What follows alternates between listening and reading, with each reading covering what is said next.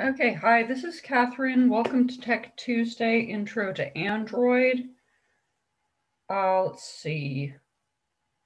I'm sure people will keep trickling in, so I'll start us off with some logistics. So this is the webinar format. What that means is you're not going to be able to freely unmute yourself. You can ask questions, however, via chat or via the Q&A box, which should be either at the top or the bottom of your screen, depending what system you're using to connect to Zoom. There will also be time for you to ask questions on voice at the end, and you'll be able to request to be unmuted via the raise hand feature. Now, you should be registered for this class if you were able to log in, so you will receive via whatever email you use to register a recording and the handout for this class. Now, the handout is basically going over the stuff that we'll be covering today, so it's not something that you need to be reading either before the class or while following along. It's more as a refresher and potentially to cover some things that we may not have time to fully go over. So don't worry about it if you didn't download it yet. With that said, if you registered more than about an hour ago, you may have received a reminder email which contained a link to the handout as well. It's also linked off of the calendar entry on ssf.net for this class. So if you prefer to download it right after the class, you'll have that option too. All right, so with that out of the way, I am going to see if I can launch a couple of polls. So this one asks, do you have an Android phone or tablet? It is optional to participate. It is also anonymous, but it'll help me focus the class according to who happened to be here. And it looks like most people have voted. However, I'll give us a few more seconds just in case anyone else wants to vote. And then I'll show you the results.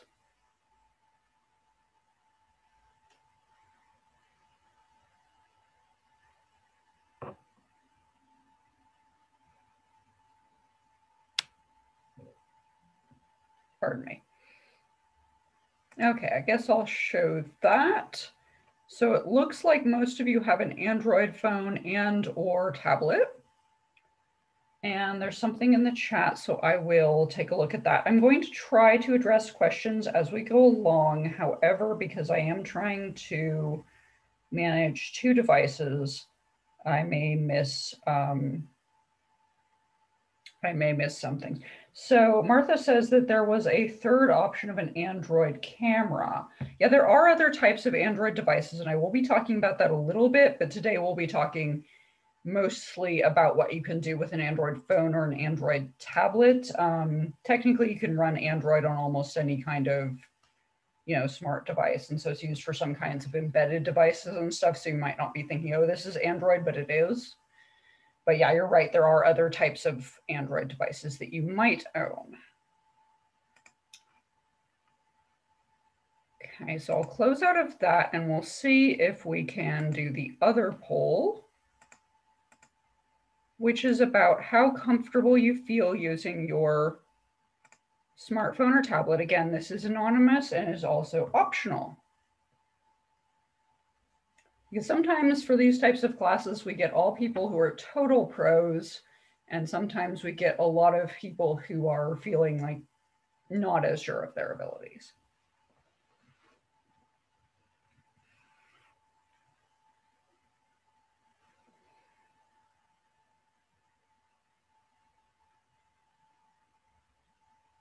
All right, again, I'll give that a few more seconds, but it looks like most attendees have managed to vote, which is great. Seems like people are pretty capable with Zoom.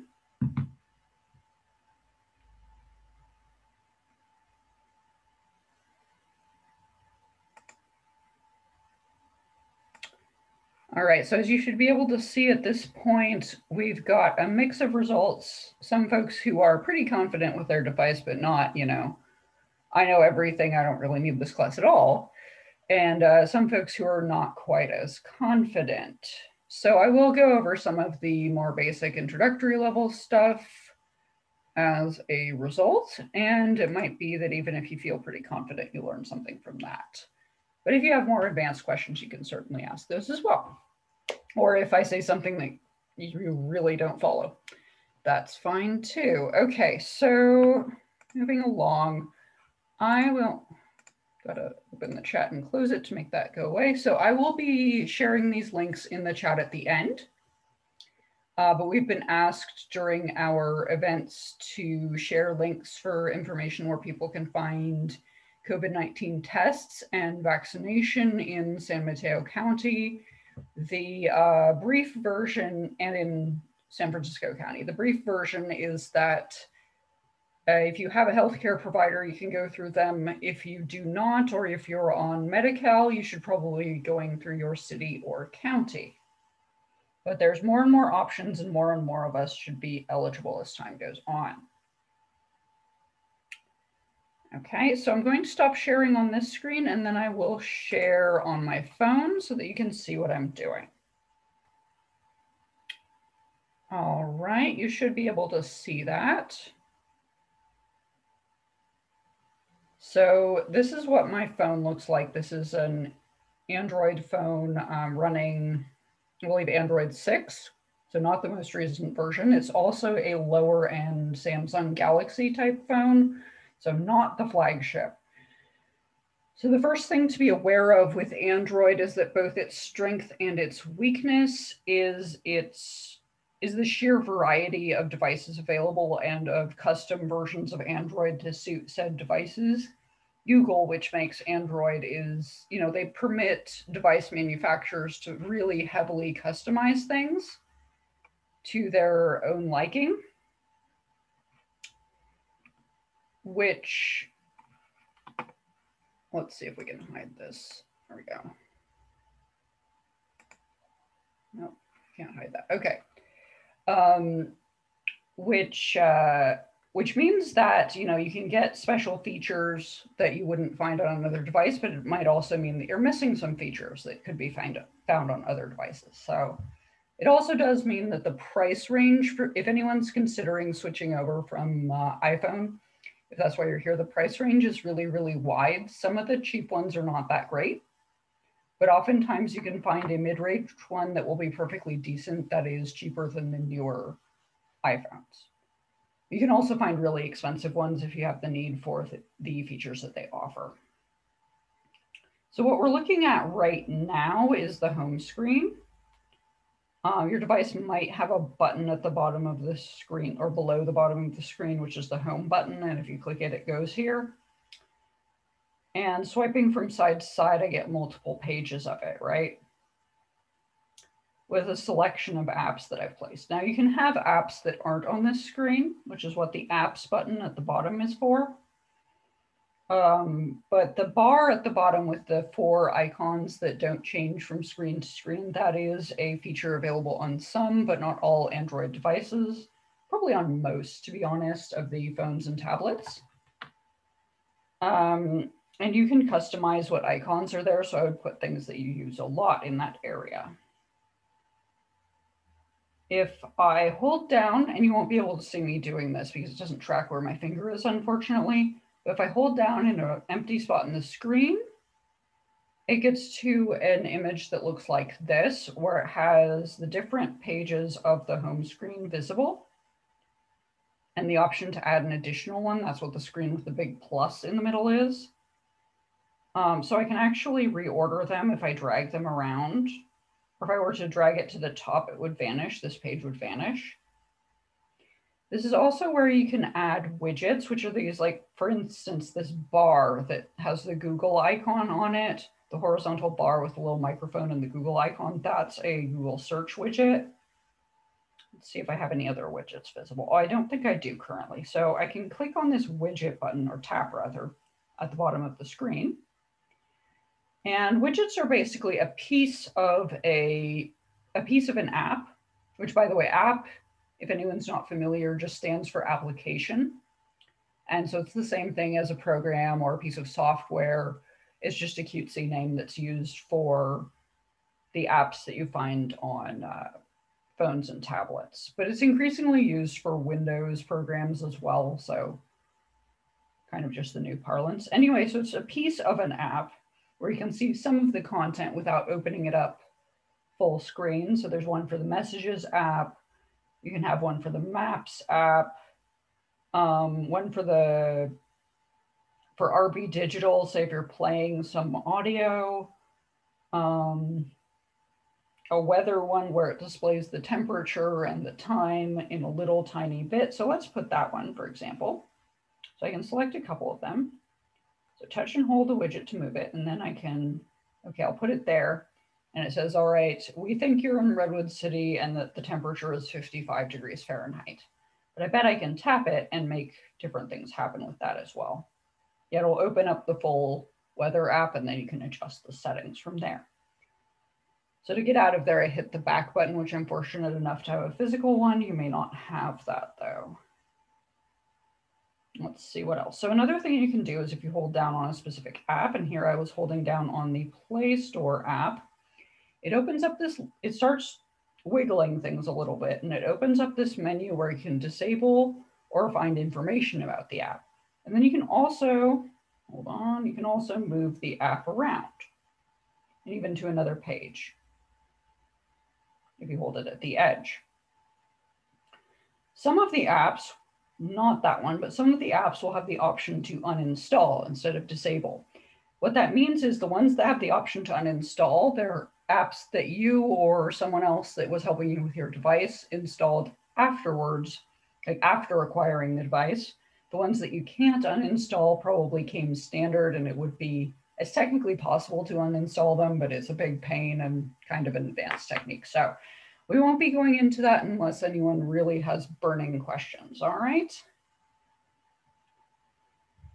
Let's see. So another thing you can do is you pull down from the top of the screen, and it opens this menu, which these bottom three things are notifications. So it's a Zoom meeting in progress. Well, we know that because I'm in the meeting.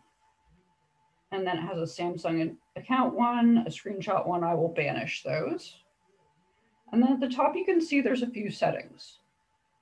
So Wi-Fi settings, location settings, sound, rotation settings, Bluetooth. Now, depending on your device, you'll either swipe from side to side here, or you'll pull down to see additional options. In my case, as you probably noticed, I was pulling down. And a lot of the really basic settings options are in this page. So for example, Bluetooth, what that is that's a short range communication technology. Most commonly, you would be connecting headphones to your phone with Bluetooth, but it could also be a Bluetooth input device, such as a microphone, keyboard, etc. That's something that if you're not using it, you might want to turn off just to preserve battery life. Airplane mode, you probably know about. It stops all connections to and from your device. The flashlight, if you have a physical flash on your device, it'll turn it on.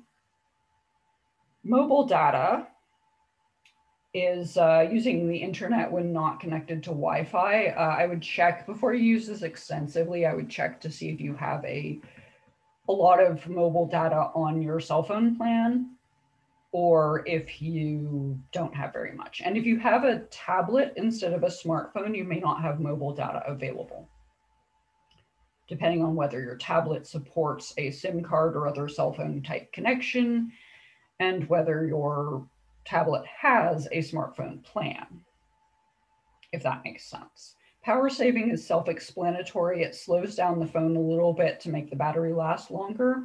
Don't worry about it unless you know that you won't be able to charge for a while. Smart View is a way to connect to smart displays. So if you have a smart TV, or if you have something like an Amazon Fire Stick, a Chromecast, etc., attached to your TV, then you may be able to connect to it wirelessly using this Smart View. Secure folder, that's something that you may or may not have, but it's encrypt your folders. So you probably need a password to access some of your files. Do not disturb is a feature I like quite a bit. You silence your calls and alerts, and you can set up exceptions, which I'll go through later. But essentially, for example, you can say, well, if anyone calls me twice in 15 minutes, it's probably important. So we'll let the notification and the call go through at that point. Or you can have a list of trusted people, perhaps your spouse, child, best friend, people who are sensible enough not to call you in the middle of the night unless it's important, right? And so you can either manually turn on do not disturb, or you can have it set up to run during a certain time frame, like let's say from midnight to 8 a.m. if you're usually asleep at that time, or whatever your sleep schedule may be. We'll back out of there for now. And then it has an outdoor setting, which, yeah, that's not going to be very visible for you, but basically it turns up the screen backlight so you can see the screen better in bright lighting conditions. Now I'll draw your attention to the top right of the screen where there's a little gear icon. And oftentimes gear icons do represent the settings menu, which is the case here. So anytime you're looking at a new device and you're like, I wonder what settings I can change, that's something to look for, is that gear icon. So I'm going to tap it and it opens the settings menu. And there's a lot of good stuff in here. But I'll just go over some of the things that I consider generally applicable. But if you have questions about something I didn't cover too much, feel free to ask, okay? All right, so I went over the connections. That's going to be the same options more or less, except that it may give you an option to track your data usage. So you can see what apps you had that were using a lot of mobile data and how much was used, which is great if you're on a cell phone plan that has a limited amount of data. So you can sort of manage it more intelligently, right? Notification settings are super useful to adjust. Personally, as you can see with the little gray toggles, I have most of them switched off. Now, notifications, if the term is unfamiliar to anyone, is the little bar that pops up on your screen and it might vibrate or cause your phone to ring. I tend to leave the ones on for text messages. I have my music player and Libby, which is the ebooks app. I mean, we have a few ebooks apps at the library, but that's the big catch-all one that has a lot of ebooks in it, and a few others. So use your best judgment with that. But I would turn most of them off if you don't need to-the-minute information on that. The display settings also very useful. You can adjust the default brightness, how long outdoor mode lasts, and the font size and style. And so I can make it much larger, which is a great accessibility feature for those of us who struggle with reading small text. You can change the style of icons to make them a little bit more visible. And you can adjust the screen timeout. Now, this again is super useful. If you're someone who doesn't tap your screen a lot, maybe sometimes you're just reading something and so you don't touch it very much and you find that the screen goes black on you, you can set it to a few minutes so that that doesn't happen very much. I wouldn't necessarily set it to 30 minutes personally, just because let's say you accidentally set your phone down and maybe someone, a coworker or someone that you live with opens up your phone and you don't necessarily want them to have access, because this is also linked to how fast your phone locks itself. But in terms of setting it to 2 or to 5 minutes, that's a lot less risk, and it can be pretty convenient if, again, you're not in the habit of frequently touching your screen. And you can set up a screensaver as well. And let's see, another one I like to go over is the lock screen and security. So I'm not going to go into the exact settings because it's going to ask me to show you my screen lock pattern, but essentially any kind of security, whether it's a PIN number, whether it's a password, if your phone supports Face ID or has a fingerprint reader, setting up any type of security is preferable to just having the swipe to unlock. So I'd really recommend that everybody put whatever type of security seems like the good balance of higher security but ease of use to you. You can set up Find My Mobile. Now that's another thing that'll vary by device type. In my case, I have a Samsung service, but I believe there's a default Google service that some devices will support instead. Let's see. You can have it have a lock screen when it starts up, etc. The other useful ones. So the accessibility menu also has a lot of really great handy features in here. For example, the things that you might not think of, there's different ways to interact with your device. If you own some custom switches, you can set those up. You can set up an assistant and adjust cursor speed and things like that in order to help if you're struggling with manipulating your device. You can set a different length delay. So that's like once you've gripped the phone to hold, if it's hard for you to release quickly, oops, it does have rotation on, sorry about that. If it's difficult for you to release quickly, then you can set a press and hold delay that is longer.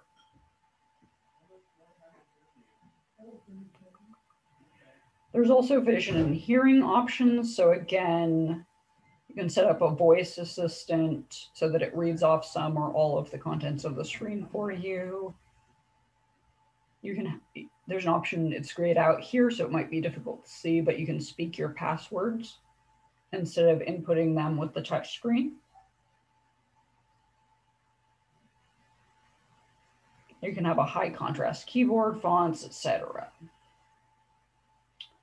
And there are hearing options as well. You can even turn off all sound or add subtitles, etc. So that's something that's really worth exploring if there's any aspect of your phone that just seems difficult for you, or if you have someone you're helping with their phone that has such troubles.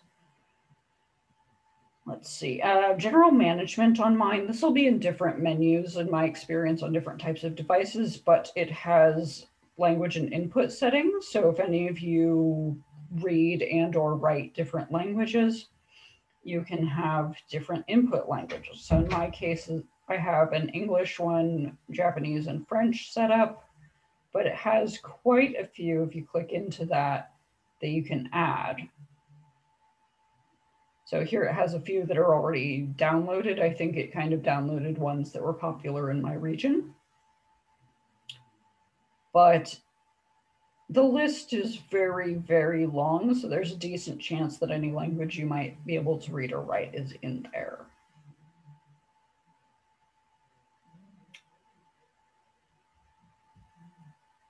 And you can change the keyboard layout as well. Let's see. Are there any questions thus far before I move on to the next bit?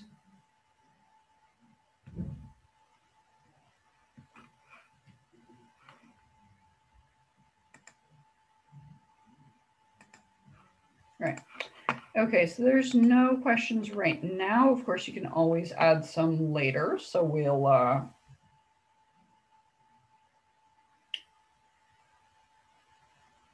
let you do that. Oh, there was one thing I forgot to mention. So in here, in my case, there's a software update menu. So you can check for updates here. I'm not going to do that right now. But it is good to either configure automatic updates or to check for operating system updates regularly. The main reason being that any device that you're connecting to the internet will be vulnerable if you don't install security updates at the very least when they're available. And that's even in a device like an Android phone where there's not really as much in the way of viruses as there would be on a Windows PC. But there's still, there can still be exploits and malicious software of other types.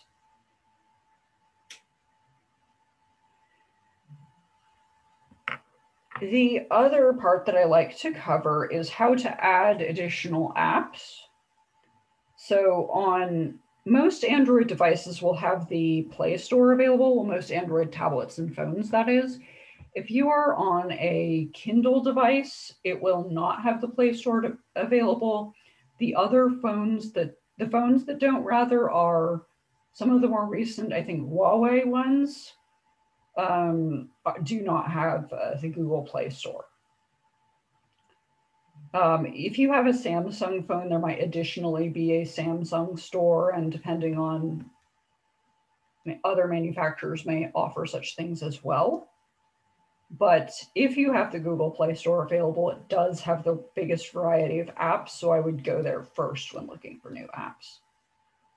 So we tap that and it opens, and it'll look something like this. Although the suggestions that you have will probably be different. Like in my case, I installed a comic reader app, and therefore it's giving me all of these comics suggestions. If you tap on so at the top of the screen, it has this search bar. And at the left of the search bar, it has these 3 horizontal lines. If you tap that, that opens this menu, of which the most useful things, I think, or at least the things I use the most, is one, I have the My Apps and Games, which is where you can check manually for updates. Although again, you can configure automatic updates, which will be handy. And then of course you can add payment methods here. Now you don't have to add payment methods in order to use the Google Play Store unless you wish to purchase paid content, but there's a lot of free content on here. So for example, I'm going to search for South San Francisco, and there it is being suggested, South San Francisco Library. There is a library app, which I do not have installed for the simple reason that I have the San Mateo County Library app installed, which is completely identical, except that some of the colors and icons are different, but it offers the same exact functionality. So within this app, and I'll just open the little preview images they have here, you can check the status of your library account. So when is it going to expire? How many books do I have checked out? Do I owe any fees? That sort of thing. You can scan a barcode, that is the barcode that's printed on the book, the ISBN, which is sort of a universal identifier for books, and it'll search the catalog for it. You can look at events, although I think that a lot of libraries don't necessarily use this particular functionality for our events. And you can look up information about different locations of libraries. And here's what it would look like normally when we were open to the public. All of these screenshots are a bit old, of course. And you can also search the catalog for books, although I would say that personally, I find that the web version of our catalog of BiblioCommons is handier in general. It's more, it gives you more options for the search. So personally, if it displays well on your device, I would just advise you to go to BiblioCommons in terms of searching the catalog. So I don't consider this app completely essential, to be honest, but it does have some handy functionality. I'm going to wait for Zoom to catch up with me because it seems to be a little bit slow. There we go. Because I have 2 devices, I can see where the delay is. Okay, so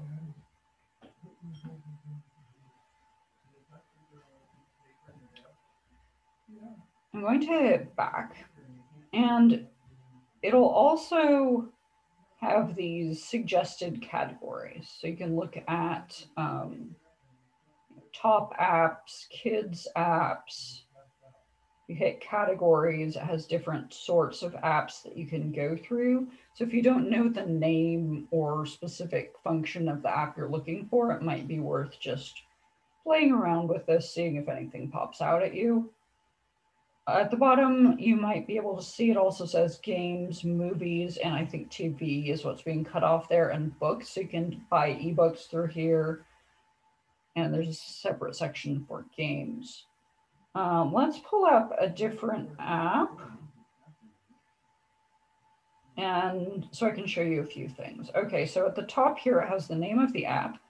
Underneath it, it has the company that made the app. So it's good to look at that if you're considering whether it's the app you're looking for or a copycat app. There are often similarly named apps. So you might need to check that. And then contains ads, in-app purchases. That's something to be aware of, and you might check the reviews to see if it's going to be too onerous. Like sometimes the app will be completely usable. You know, the ads are unobtrusive, the in-app purchases are not really mandatory, but in some cases they gate off all the content you would really want behind those. So some of the apps, they're not really free, they're just kind of pretending to be free. If it is a paid app, it'll say the price where it says install on this page.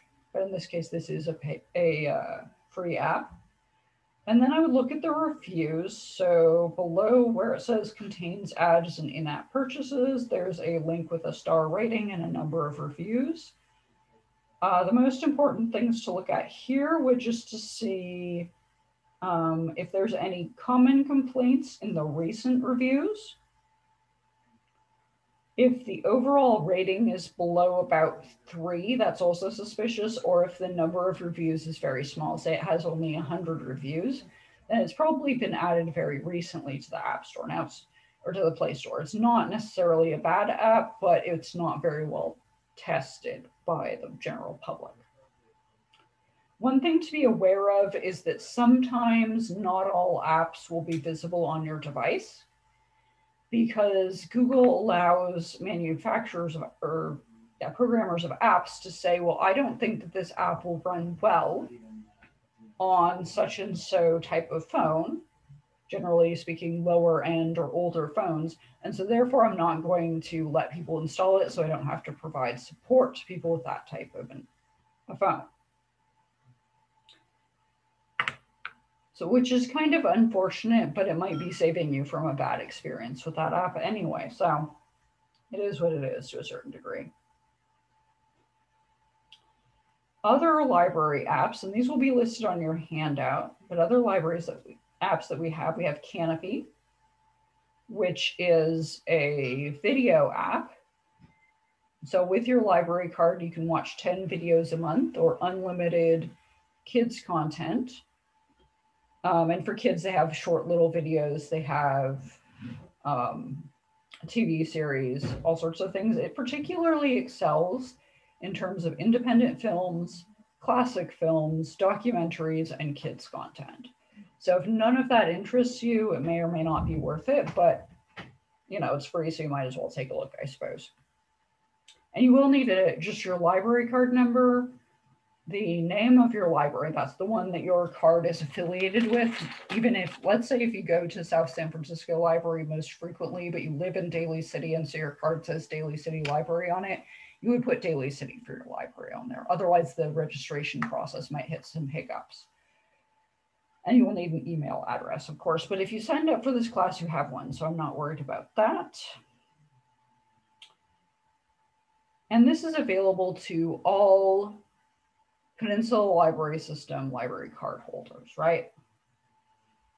Another app that we have, which some of you may have attended a class about recently, is Libby.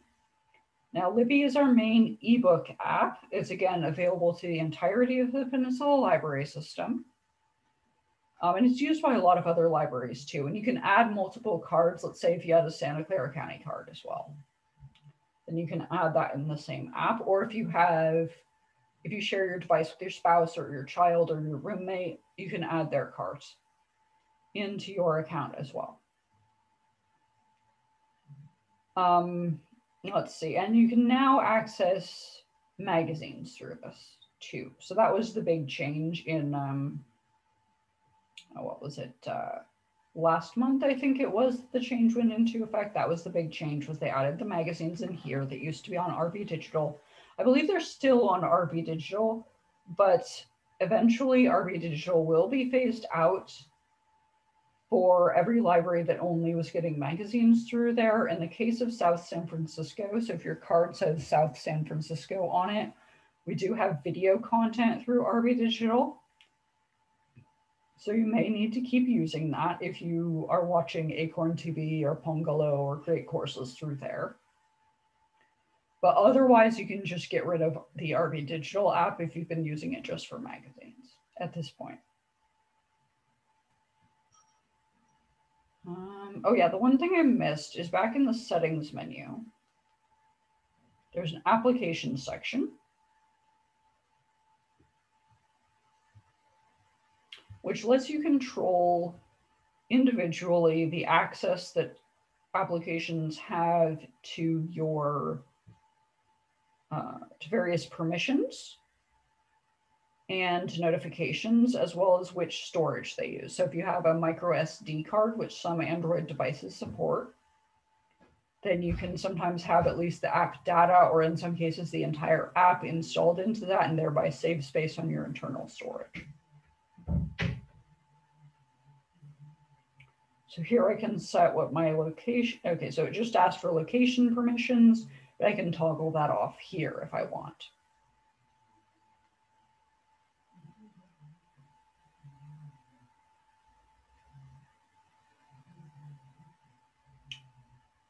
And you can also uninstall apps from there.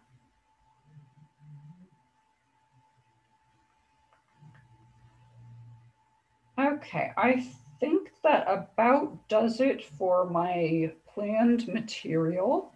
So what I'm going to do is I'm going to stop sharing my screen, and I'm going to share that testing info page again. Okay, so you should now be able to see the testing info page again. And I will just put that information in the chat really fast, and then I will stop recording.